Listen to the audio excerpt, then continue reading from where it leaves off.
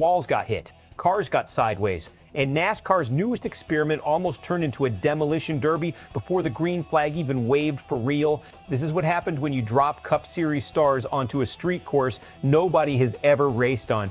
Friday's opening Cup practice gave drivers just 50 minutes to figure out a brand new 3-4 mile street circuit in San Diego. Kyle Larson, the back-to-back champion, set the pace with a lap of 2016 588. Todd Gilliland, Ty Gibbs, Connor Zilisch, and Carson Hocevar rounded out the top 5. But speed wasn't the story. Chaos was. Austin Cindric spun out. Brad Keselowski drove straight into the tire barrier nose first. Jimmy Johnson somehow spun a full 360 degrees and saved it, staying on the throttle the entire time without ever kissing the wall. Former Formula One driver Kevin Magnussen, making his Cup debut, hit the wall twice in the same session, once exiting the final corner, then again exiting turn 1. And Christopher Bell, racing on a fractured wrist, had to climb out mid-session so relief driver Brent Cruz could take over. No red flags, but plenty of near disasters. Street courses are unforgiving. There's no runoff room, no margin for a mental lapse, and barely any time to learn the racing line before teams are forced to commit to race strategy. 50 minutes is nothing. Compare that to the dozens of hours teams usually get on traditional ovals and road courses, and you start to understand why veteran drivers look like rookies out there. This also raises real questions about driver safety heading into race day. A track this tight with walls this close turns small mistakes into big consequences instantly. For a driver like Bell, already compromised physically, that's a serious concern.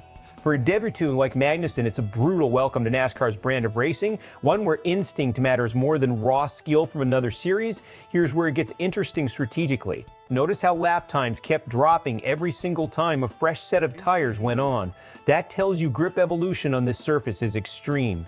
Whoever manages tire strategy best on race day could have a massive advantage over drivers who burn through sets too early. Shane van Gisbergen's situation is a perfect example of how thin the margin for error is. He posted the fastest unofficial pace of the session, then lost his final tire set entirely due to a radio miscommunication. On a street course where track position is everything, a communication breakdown like that could cost a team the entire race. Austin Hill's early track knowledge from competing in the lower tier races gave him a real edge, breaking into the 2017 range before most others. That's a small sample size, but it hints at something bigger. Drivers and teams with prior exposure to this surface may hold a quiet, underrated advantage heading into Sunday. Is building a new street course like this smart for NASCAR? Strategically, yes. It creates unpredictability, rewards adaptability, and forces teams to think on their feet. But from a risk standpoint, when contenders are hitting walls and spitting out in a practice session with almost nothing on the line, race day with full fields and full aggression could look a lot more dangerous. Expect a split reaction. Hardcore fans who love unpredictability will see this is exactly what NASCAR needs. Chaos, contact, and genuine uncertainty about who wins. But more cautious fans and analysts will point to Keselowski's hit, Magnussen's double wall contact, and Bell's injury situation as red flags that this circuit might be too punishing too soon without enough practice time to prepare drivers properly. That contrast, thrill versus risk, is going to dominate conversation all weekend. Best case, the unpredictability of this street course produces one of the most thrilling, emotionally charged Cup races of the season. Tire strategy and track knowledge, separate contenders from pretenders, and NASCAR has a new signature event on its hands.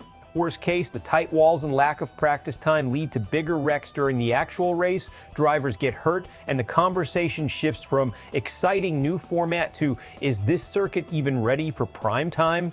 So here's the real question heading into race day. Does San Diego become NASCAR's next great street racing showcase, or does Friday's chaos turn out to be a warning sign nobody wanted to listen to? Drop your prediction in the comments. Tell me who you think survives this track on Sunday and who doesn't. And if you want sharper, smarter NASCAR breakdowns before anyone else covers them, make sure you're subscribed to SPORTSWIRE USA.